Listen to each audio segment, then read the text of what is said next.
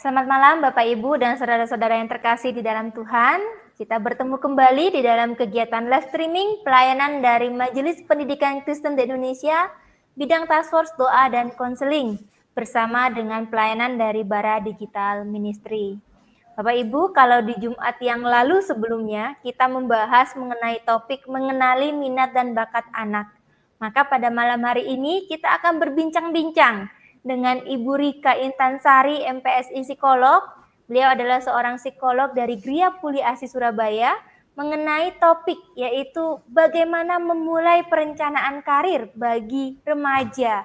Apa yang perlu dipersiapkan dan bagaimana saja.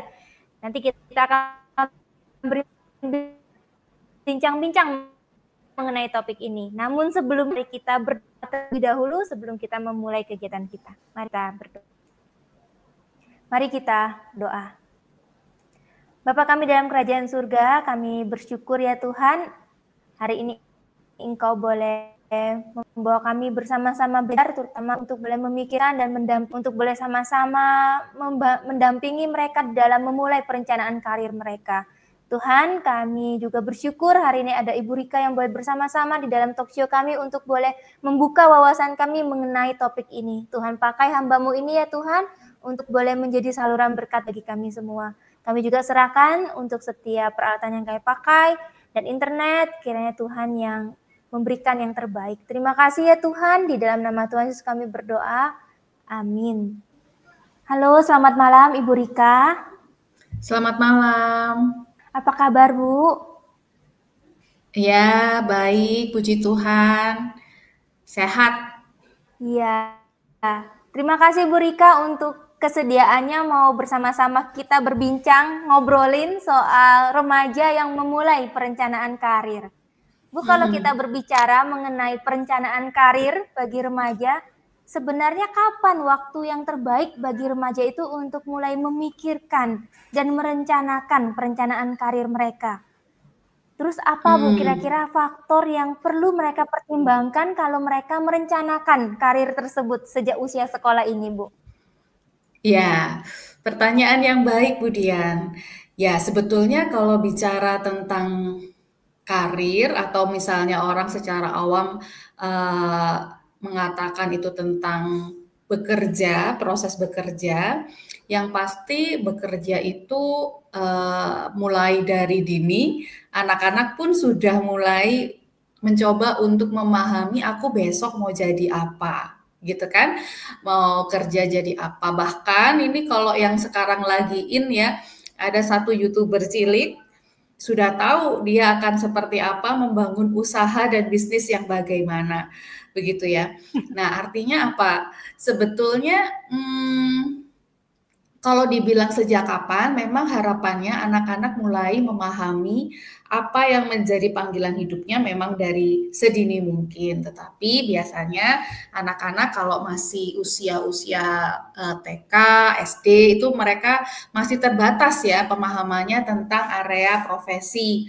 Paling yang dilihat adalah dokter karena tiap bulan harus ke dokter untuk imunisasi misalnya, atau guru karena dia melihat guru di sekolah, atau paling tidak at least pekerjaan papa mamanya gitu kan, atau polisi yang di jalan. Nah itu biasanya yang umum-umum ya, atau yang dilihat seperti firefighter gitu kan, apa tuh pemadam kebakaran. Nah itu yang mereka biasanya nge-reach ya, ngelihat di sekitar mereka. Jadi sebetulnya profesi-profesi itu sudah mulai bisa dikenalkan ke anak-anak itu sejak dini.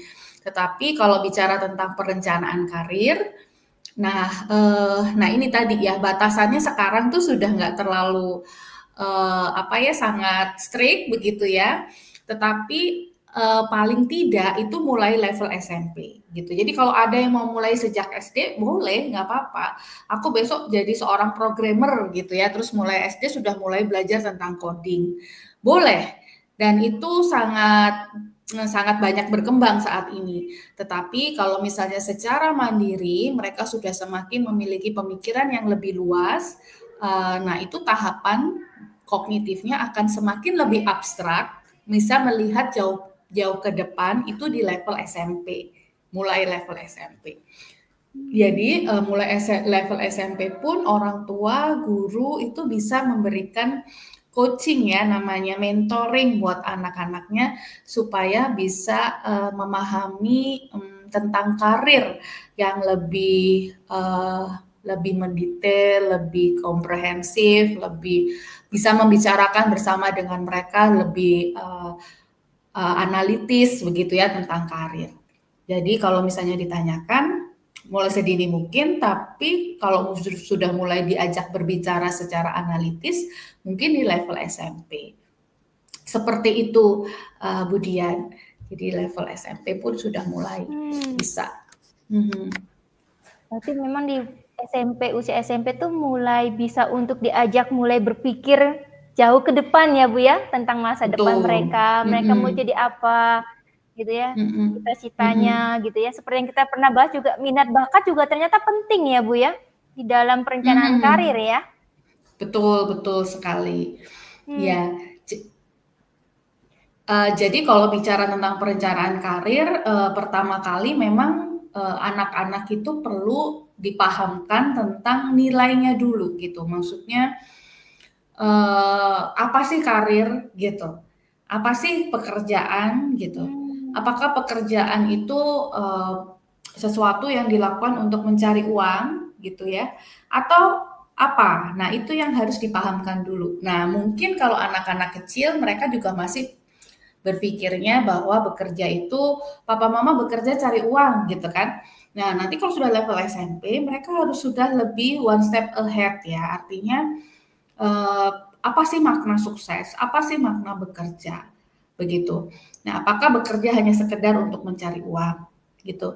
Apakah sukses itu adalah untuk berhasil dalam pekerjaan, it means punya prestasi begitu dan lain sebagainya. Nah, jadi kalau kita bicara tentang perencanaan kerja, mulailah dari nilai kehidupan dulu. Itu yang paling penting. Apa sih karir itu? Maknanya buat kamu apa gitu. Lalu proses bekerja itu sebetulnya apa gitu. Jadi mulai dari tujuan hidup gitu sebetulnya. Jadi ketika kita mulai dengan prinsip nilai yang mendasar tentang tujuan hidup, itu yang akan menolong mereka itu lebih kuat gitu dalam menentukan karirnya, menentukan panggilan hidupnya. Seperti itu. Baru kemudian kita proses bakat dan minatnya. Seperti itu, Bu Dian. Berarti memang yang faktor utama perlu dipertimbangkan waktu mereka mulai merencanakan masa depan itu tujuan hidup. Apa sih tujuan hidupmu? Nilai hidupmu gitu ya Bu ya. Karir itu apa yang kamu harapkan? Ya kalau kita bilang kehendak Tuhan, kamu tuh mau jadi mengerjakan apa yang Tuhan rencanakan. Itu yang pertama-tama malah harus ditanamkan ya. Baru faktor berikutnya minat dan bakat itu ya Bu. Wah iya. Betul.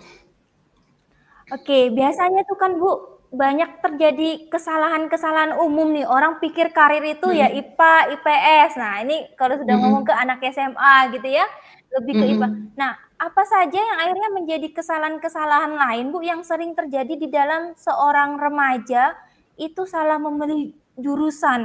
Mau itu jurusan kuliah, ini IPA IPS katanya akan kembali lagi nih Bu ya di SMA kita ya.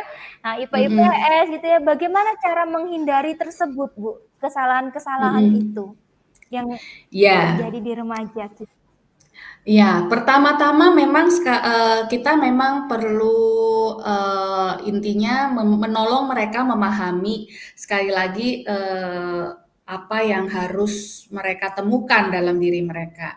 Yang pertama tentang tujuan hidup tadi ya. Jadi untuk apa sih kamu hidup begitu ya? Untuk apa sih kita itu berkarir? Untuk apa sih kita itu bekerja? Baru kemudian kita akan melihat area yang menjadi keberbakatan dan minat kita. Nah, bagaimana untuk memilih misalnya penjurusan? Kalau di awal IPA IPS.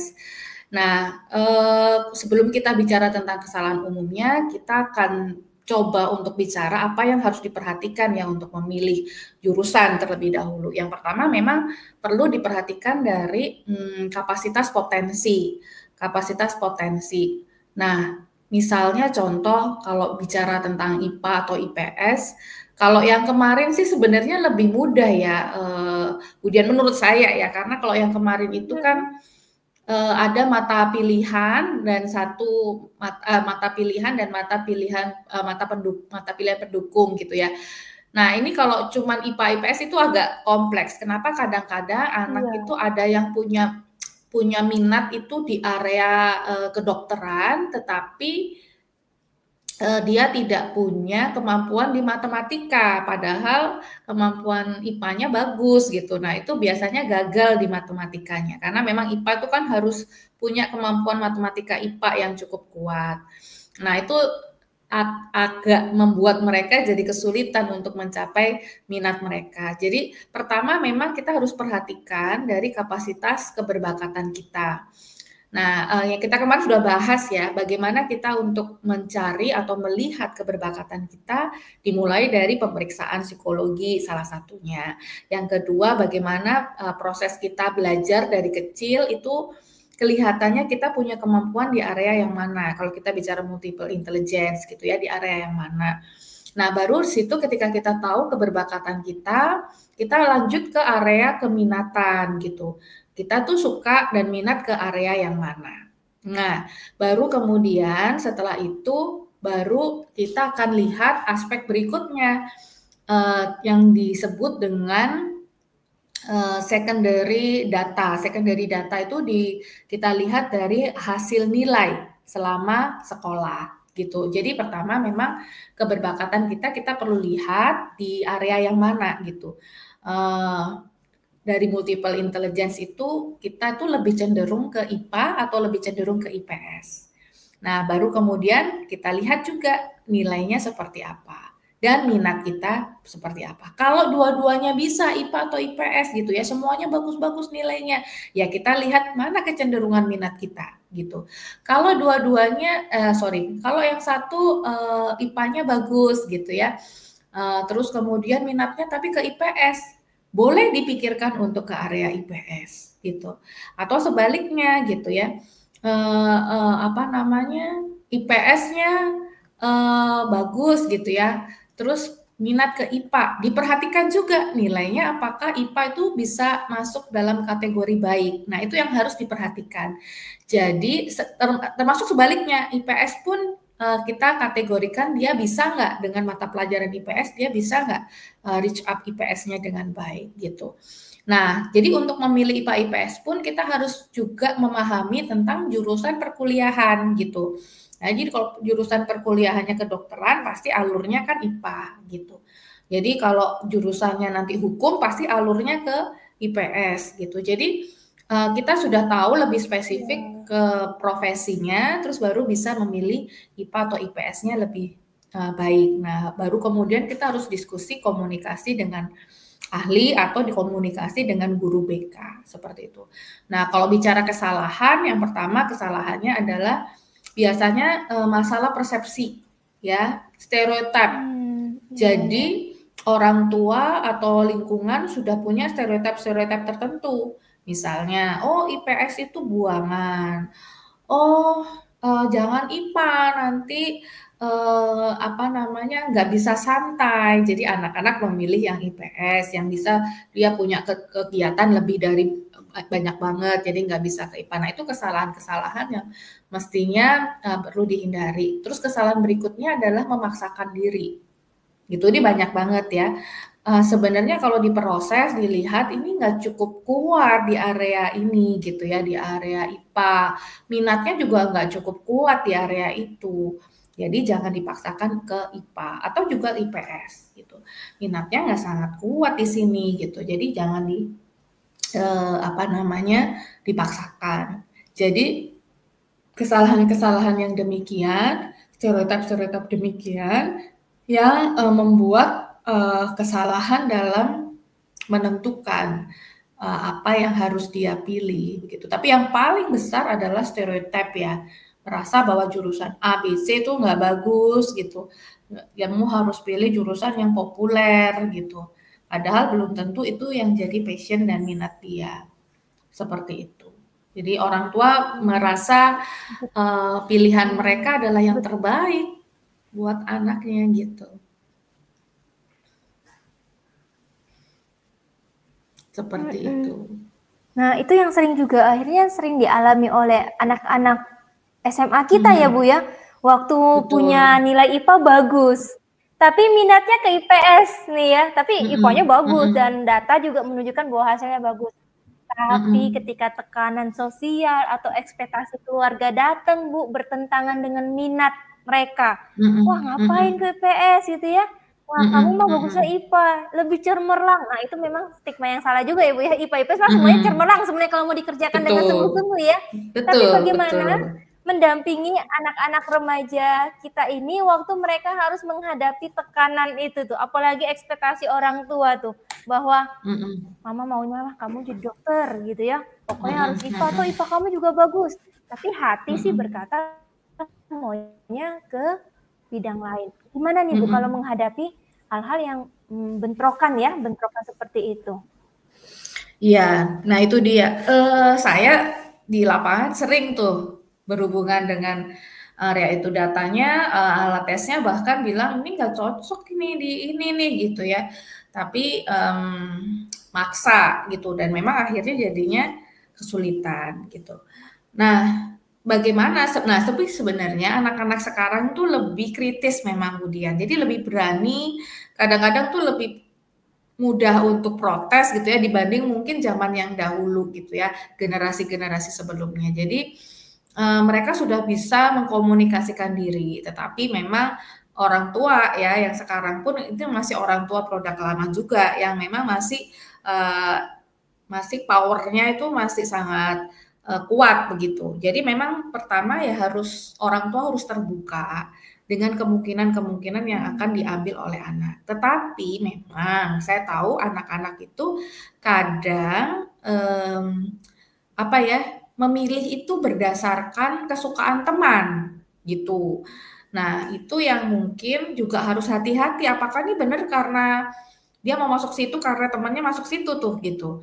Nah, jadi semua temennya masuk situ, masa dia masuk sini gitu ya. Jadi itu akhirnya membuat mereka pun juga salah gitu ya menentukan. Nggak hanya orang tua ya, tapi sebenarnya mereka sendiri juga anak-anak ini kadang-kadang masih belum mengerti. Misalnya juga memilih ke jurusan yang mungkin kira-kira prospeknya untuk di daerah dia kurang baik gitu. Atau misalnya nih karena pokoknya pengen ini banyak nih ya, pengen kuliah di satu kampus itu. Gimana caranya pokoknya pengen kuliah di situ walaupun yang grade-nya paling rendah gitu. Tapi nggak suka sebenarnya. Atau pengen kuliah di luar negeri, pokoknya pengen kuliah di luar negeri yang paling gampang gitu. Tapi akhirnya yang dipilih adalah yang bukan jadi potensi dia, bukan jadi minatnya dia. Nah, itu yang juga akhirnya menimbulkan kesalahan-kesalahan dalam memutuskan walaupun itu keputusan ada di tangan anak gitu. Dan kadang-kadang remaja itu kan punya emosi yang sangat belum stabil, jadi emosional ya. Berpikirnya kadang-kadang nggak bisa berpikir panjang. Pokoknya ini kayaknya asik nih, jurusannya asik nih gitu. Nah, terus bagaimana sebagai orang tua? Pertama kan memang orang tua harus terbuka ya, terbuka dengan apa yang anak itu proses dari dirinya. Terus yang kedua, kalau memang kita merasa, oh kayaknya dia nggak cocok loh pilih ini, lebih cocok tuh pilih ini karena kita tahu anak kita gitu misalnya ya. Terus bagaimana? Ya pertama memang kita harus bantu untuk dia memahami beberapa profesi. Justru itu yang harus dibukakan nih, profesi ini. Kamu kalau milih ini nanti akan kesini. Hal-hal positif apa yang bisa didapatkan, hal-hal negatif apa yang bisa didapatkan, konsekuensinya apa kalau kamu memilih ini. Jadi itu semua harus diberikan secara fair, secara adil, secara seimbang gitu ya plus minusnya. Jadi anak bisa memahami. Jadi dari awal dia sudah diwanti-wanti lah istilahnya ya sama orang tua kalau kamu pilih ini nanti begini loh, kalau kamu pilih ini nanti begini loh, kalau kamu pilih tapi harus fair ya orang tua. Artinya dia harus terbuka dengan setiap keputusan anak. Sekali lagi memang orang tua harus belajar untuk bisa memahami bahwa anak ini bukan punya mereka. Itu dia. Kadang-kadang orang tua tuh sudah punya makna bahwa anak ini nanti harus sukses, nanti ketika sukses dia bisa bantu papa mamanya. Nah, itu dia ya. Jadi akhirnya menekanlah anak-anak supaya bisa sukses untuk bantu mereka. Atau paling tidak untuk kehidupan anak-anak itu kadang-kadang dalihnya begitu. Tetapi itu ini untuk kamu kok nanti supaya kehidupan kamu jadi lebih baik begitu. Tetapi bisa jadi itu apa yang dipikirkan dan dimaknai oleh orang tua begitu. Jadi kita pun harus belajar memahami bahwa anak-anak ini bukan punya kita, anak-anak ini adalah punya Tuhan gitu ya. Kita di sini diberikan kepercayaan untuk menolong, mendampingi anak ini tumbuh berkembang optimal. Kalau Tuhan berkehendak yang tidak seperti apa yang kita inginkan sebagai orang tua, kita harus terbuka dengan itu. Nah, itu yang memang harus jadi penekanan buat orang tua sehingga nggak ngekip anaknya, maksudnya terus-menerus mengontrol untuk setiap keputusan-keputusan yang anaknya buat. Seperti itu Budian. Jadi mesti terbuka dan anaknya juga harus di mentoring gitu, didampingi gitu. Sehingga dia akhirnya bisa memahami kalau aku pilih ini nanti begini, kalau aku pilih ini nanti begini. Tapi ya itu tadi ya harus fair. Kadang-kadang kan kita sebagai manusia, misalnya kita melihat misalnya profesi psikolog gitu aja, profesi psikolog tuh hebat loh, bagus loh, gini-gini loh gitu. Yang lain dianggap negatif gitu. Nah itu yang nggak baik. Kita harus fair melihat bahwa setiap profesi itu baik adanya, setiap pekerjaan itu baik adanya, begitu. Iya, ya. Berarti memang peran orang tua itu memang sangat besar ya Bu ya, untuk mendampingi, untuk mementoring, bahkan membukakan ya, ini loh Betul. positifnya, negatifnya, ini loh konsekuensinya kalau kamu memilih. Tapi dua-duanya harus memang punya keterbukaan dan relasi itu di dalam mendampingi Betul. anak-anak kita memenuhi panggilan Tuhan, gitu ya Bu ya. Kalau orang tua sebegitu besarnya Bu di dalam peran mereka mendampingi, bagaimana dengan sekolahan Bu, sekolah Kristen? Bagaimana sekolah Kristen bisa membantu muridnya untuk dalam proses perencanaan karir ini atau eksplorasi ini? Kadang tekanan sosial memang bukan hanya datang dari orang tua ya, tapi juga bisa dari sekolah ya, agar kuota atau apa gitu ya di balik segala sesuatu alibinya. Bagaimana dengan peranan sekolah Bu di dalam perencanaan karir murid-murid kita remaja ini? Ya, sekolah pasti memegang peranan yang sangat penting ya. Bahkan bisa jadi anak-anak ini lebih percaya sama sekolah daripada sama orang tua mereka sendiri gitu ya. Karena keseringan bertengkar gitu ya, terus akhirnya udah ikut apa kata guru aja deh gitu. Justru itu Tuhan bisa pakai lidah guru untuk bisa menyampaikan apa sih yang Tuhan mau.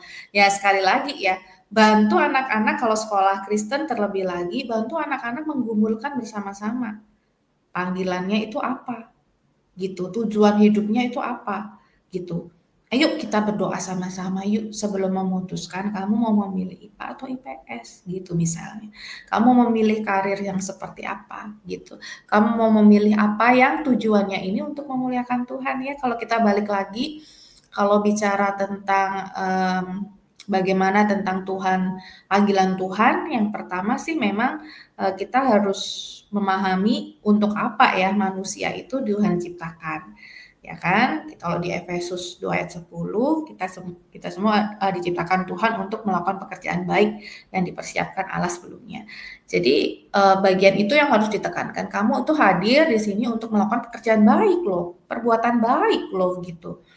Nah, baru kemudian bagaimana firman Tuhan yang lain sangat mendukung ya, bagaimana kita bisa menjadi garam dan terang di Matius ya, atau bagaimana kita itu punya tujuan itu untuk memuliakan Tuhan loh, gitu. Bukan untuk memuliakan orang tua, bukan untuk memuliakan teman atau diri kita sendiri bahkan, tapi untuk memuliakan Tuhan. Jadi tujuannya buat Tuhan gitu. Nah, bukan misalnya diminta pacar gitu ya, apalagi. Bukan. Nah, itu sekolah memegang peranan penting untuk bagian ini, menggumulkan sama-sama. Baru kemudian sekolah harus memberikan kesempatan buat murid-muridnya mengenal secara luas, seluas-luasnya. Sekarang kan kalau jurusan tuh sangat spesifik sekali ya. Kalau dulu desain cuma desain grafis paling ya, desain desain interior, desain produk. Nah, sekarang desain grafis pun bisa desain grafis animasi, desain dan lain sebagainya, itu udah banyak sekali ya, sangat spesifik ya, karena sekarang semakin hari semakin orang tuh mencoba untuk mencari ke spesialisasi. Cuman itu jadi tantangan ya, gimana kita bisa memberikan gambaran seluas mungkin profesi yang mungkin bisa diraih oleh anak-anak ini, begitu. Dan gambaran-gambaran itu pun juga harus sekolah bisa memberikan informasi. Jadi sekolah pun juga harus bertumbuh, melihat bagaimana tantangan-tantangan yang ada, terus kemudian melihat bagaimana profesi-profesi yang mungkin baru kayak data analis zaman dulu nggak ada, sekarang pun sudah ada. Nah, termasuk guru-guru yang berwenang ya, biasanya guru BK ya, itu harus paham situasi-situasi yang terkini seperti itu. Nah, itu sih. Jadi kalau guru ya pertama harus sama-sama menekankan tentang nilai, sama-sama menggumulkan sama-sama ya apa yang menjadi panggilan hidup mereka. Dan mengeksplor, memberikan misalnya tuh link-link gitu ya, link di mana mereka bisa menggapai tujuannya. Nah, itu yang punya peranan penting juga ya. Sekolah punya link kesempatan supaya anak bisa reach out yang mereka butuhkan, yang mereka inginkan itu dengan lebih terbuka, dengan lebih mudah mereka akses gitu. Sekalipun mungkin nggak ada koneksi dengan kampus-kampus tertentu, yang paling penting ya informasi atau link di internet dan lain sebagainya itu yang mungkin dibutuhkan oleh anak. Seperti itu. Wah, berarti memang peran sekolah penting, peran orang tua penting, tapi satu sisi saya melihat bahwa berarti murid-murid kita sebenarnya bersyukur ya, bukan sebenarnya di sekeliling mereka tuh banyak mentor ya, bukan hanya orang tua, tapi sekolah gitu ya, guru-guru juga, guru BK. Satu pertanyaan terakhir Bu, yang lebih praktis. Tadi kan Ibu terus beritahukan bahwa yang penting itu adalah tujuan hidup gitu ya, panggilan gitu ya. Pernah nggak Bu ketemu dengan murid-murid SMA yang akhirnya suka berkata, saya mah nggak tahu Miss tujuan hidup saya apa gitu ya. Saya nggak tahu nih panggilannya apa nih, saya mau jadi apa, belum tahu, belum kepikiran gitu ya. Ada nggak Bu langkah-langkah praktis yang bisa diberikan untuk kita para pendidik kalau memang berhadapan dengan murid udah kelas 3 SMA terus masih nggak tahu Miss mau ngapain, nggak tahu mau kuliah apa, nggak tahu, jadi bener-bener kayak kosong gitu, antara bener-bener nggak tahu atau bener-bener nggak ngerti, nggak tahu juga ya Bu ya, tapi kebanyakan gitu ya berkata nggak tahu nih panggilannya apa, jangan panggil lah, nggak tahu nih mau kuliah apa, tujuannya apa juga nggak tahu. Bagaimana nih Bu langkah-langkah praktis kalau berhadapan dengan anak-anak SMA yang nggak tahu gitu ya, gimana? Kalau pertanyaannya pernah nggak? Wah, sering banget, bahkan nggak hanya anak SMA loh ya. Anak selesai lulus S1 pun kadang juga masih bingung, aku mau ngapain, aku mau kemana gitu ya. Dan kadang-kadang aku dulu dipanggil ini loh, kok aku kuliah di sini ya, terus sekarang aku juga bingung tuh kerjanya jadi apa. Nah, itu juga banyak gitu. Jadi proses untuk menggumuli karir kadang-kadang juga tidak berhenti ketika dia selesai S1 gitu ya. Bahkan ketika bekerja, ini SMA sudah sekolah di tempat yang mungkin sesuai passion dia gitu. Tapi waktu kerja bisa beda gitu kan, melihat apa yang ada di lapangan, kadang-kadang begitu ya. Nah, tapi dalam prosesnya saya yakin Tuhan akan menunjukkan di mana dan bagaimana kita akan merasakan apa yang Tuhan inginkan begitu. Nah, itu banyak sekali ya terjadi. Jadi kalau belum tahu, pastinya kita akan menolong mereka. Gimana? Dengan cara menelusuri kapasitas, keberbakatan dan minat dia gitu ya, bisa dari anak-anak gitu ya, dan bisa juga dengan tes bakat minat. Dari situ biasanya kalau ada benang merahnya itu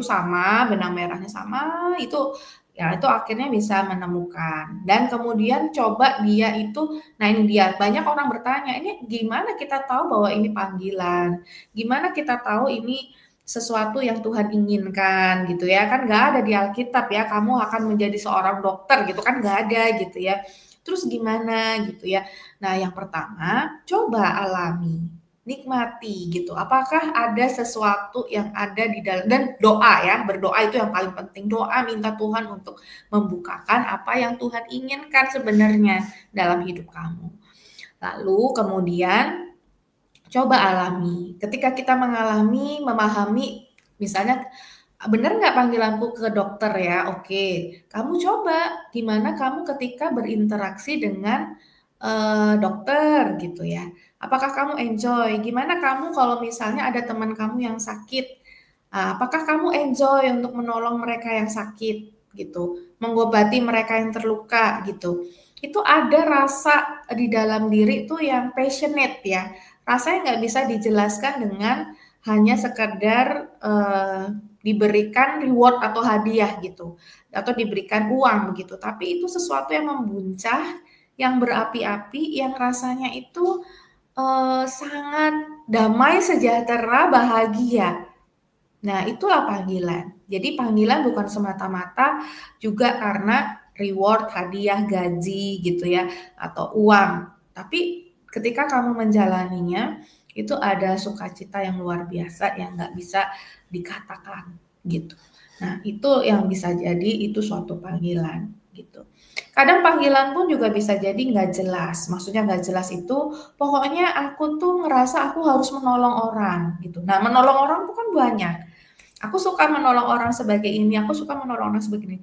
Terus juntrungannya kadang-kadang ya, ini yang nggak sesuai, terus akhirnya masuk um, ke dalam perusahaan yang sifatnya itu harus bekerja sebagai employee gitu ya.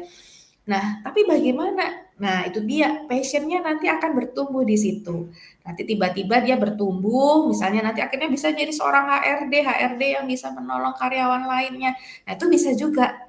Nah, itu dia ya. Jadi pertama memang kadang misteri Tuhan ya, kapan anak-anak akan menemukan. Tetapi kalau kita sudah tahu dari awal, itu akan sangat menolong kita untuk memilih jurusan-jurusan yang sesuai. Nah, jadi kalau aku pengen menolong orang gitu, ya udah coba pilih yang mana. Apakah di area kedokteran, apakah di area psikologi, apa di area-area kesejahteraan masyarakat gitu ya. Nah, itu perlu diproses, dilihat, dievaluasi. Kalau kita ngerasa nyaman, suka dengan materi-materi pembelajaran, cari silabusnya. Ini belajar apa? Wah, iya aku seneng nih belajar ini nih gitu. Ya, oke. Karena apa? Gini, kalau kita salah memilih tidak sesuai dengan bakat dan minat kita, kita mungkin apa namanya ya, kita akan merasakan rasa tidak nyaman. 4 tahun sekolah itu udah gak nyaman banget gitu ya, kalau misalnya dipaksa menjadi seorang A gitu, akhirnya harus sekolah A. Tapi ternyata dia nggak suka. Itu kan menderitanya 4 tahun belajar ini menderita, terus nanti sekolah S2 pilih yang agak melenceng gitu, karena dia pengen memilih yang sesuatu yang berbeda, karena itu yang sesuai dengan passion-nya. Akhirnya kan 4 tahun terbuang sia-sia. Jadi kalau misalnya kita tahu dari dini itu akan sangat baik. Nah, kadang-kadang anak-anak yang nggak tahu, dia harus bisa selain dibantu oleh alat tes itu, dia juga bisa mendapatkan feedback gitu ya. Nah, feedback itu kadang-kadang itu bisa ada benang merahnya. Nah, misalnya orang tua, guru gitu ya, guru SD, guru SMP, guru SMA ditanyain deh, aku kira-kira lebih baik apa ya, karena mungkin ibu yang bisa melihat gitu. Kadang-kadang ada namanya blind spot. Kita nggak bisa melihat diri kita, tapi orang lain bisa melihat gitu diri kita. Nah, itu bisa jadi orang lain akan memberikan feedback gitu. Nah, itu juga bisa dilakukan. Kadang-kadang ya, kemarin juga kita bahas ya, Budian, kalau anak itu bisa banyak hal, suka banyak hal, bingung menentukan mana yang akan jadi yang akan dipilih gitu. Nah, itu juga bisa kebingungan karena semuanya suka, semuanya bisa. Nah, itu yang harus dikorek-korek, digali-gali kira-kira seperti apa, dan minta bantuan gitu. Minta bantuan tuh bisa ahli, bisa orang-orang di sekitar dia yang tahu dia dari kecil. Nah, itu bisa bisa pembantu untuk memutuskan apa yang terbaik buat dia. Gitu. Iya, jadi dibantu, digali, dicari, dan dirasa, gitu ya Bu ya? Iya, betul, Dibantu dengan betul. tes, dicari, digali ya, dan dirasain Mm-mm. juga ya. Wah, itu satu pengalaman luar biasa. Memang butuh ada satu apa rasanya kalau memang kamu Mm-mm. passionnya di sini gitu Mm-mm. ya, ada sukacita Kak, ada hati yang rasanya terenyuh gitu ya. Jadi Mm-mm. wah, terima kasih banyak Ibu Rika. Kalau Ibu Rika boleh Ya. memberikan pesan terakhir gitu ya untuk para adik-adik remaja atau anak-anak remaja, murid-murid remaja kita dalam mereka merencanakan karir, apa nih Bu kira-kira pesan yang Ibu mau sampaikan? Ya, pertama-tama carilah Tuhan dahulu dan kerajaannya, maka segala sesuatu akan ditambahkan kepadamu. Jadi mencoba untuk bertanya kepada Tuhan, apa sih yang menjadi panggilan hidupmu, dan Tuhan akan membukakannya untukmu. Jadi pertama, muliakan Tuhan dengan hidupmu. Itu yang terutama dan yang terpenting untuk menentukan bagaimana karirmu ke depan. Seperti itu, Budian. Wah, terima kasih sekali Bu Rika. Boleh mohon dengan kasih Bu Rika mendoakan murid-murid remaja kita dan juga dalam mereka terus bergumul mencari panggilan dan tujuan hidup ya. Kita berdoa Ya. buat mereka, mohon Ibu Rika doa. Oke, Ya? baik, terima kasih. Tuhan Yesus, Allah Bapa kami yang baik, kami sungguh bersyukur kalau Tuhan menciptakan kami begitu indah. Dan kami tahu dan yakin dan yang percaya bahwa kami diciptakan untuk melakukan pekerjaan yang baik yang Tuhan siapkan sebelumnya. Kami mau bekerja untuk Tuhan, kami mau bekerja untuk memuliakan Tuhan dalam segenap profesi yang akan kami raih. Kiranya Tuhan menolong memberkati remaja-remaja ini Tuhan untuk mereka boleh menemukan apa yang menjadi kehendak Tuhan atas hidup mereka. Biarlah mereka juga bertindak dengan bijak, tidak karena ikut-ikutan, dan mereka pun juga bijak, tidak melawan orang tua, tapi bisa benar-benar bisa mendengar dengan baik apa yang menjadi suara Tuhan yang mungkin bisa didengar lewat orang tua ataupun guru.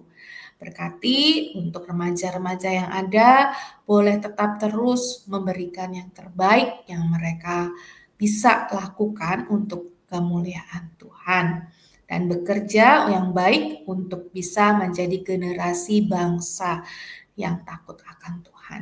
Terima kasih Tuhan. Tuhan menolong setiap proses dalam menemukan panggilan dan tujuan hidup mereka, profesi apa yang akan mereka raih, karir apa yang mereka akan kembangkan. Terima kasih Tuhan. Kami berdoa dan bersyukur. Haleluya. Amin. Amin, amin.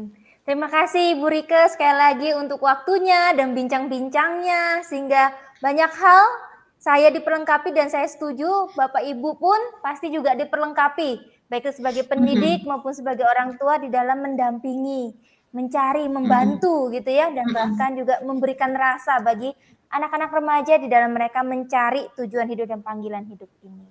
Sekali lagi terima kasih Bu Rika buat kesempatannya. Sama-sama. Terima kasih juga untuk Bapak Ibu yang setia, yang selalu mau belajar terus-menerus dalam setiap topik, baik itu topik tentang doa maupun konseling lewat program dari MPK Indonesia. Terima kasih kepada tim IT yang boleh melayani bersama-sama di dalam penayangan talkshow pada malam hari ini. Saya Dian bersama dengan Ibu Rika Intansari, kami undur diri. Sampai ketemu lagi di Jumat depan di program live streaming MPK Indonesia berikutnya. Selamat malam. Selamat malam.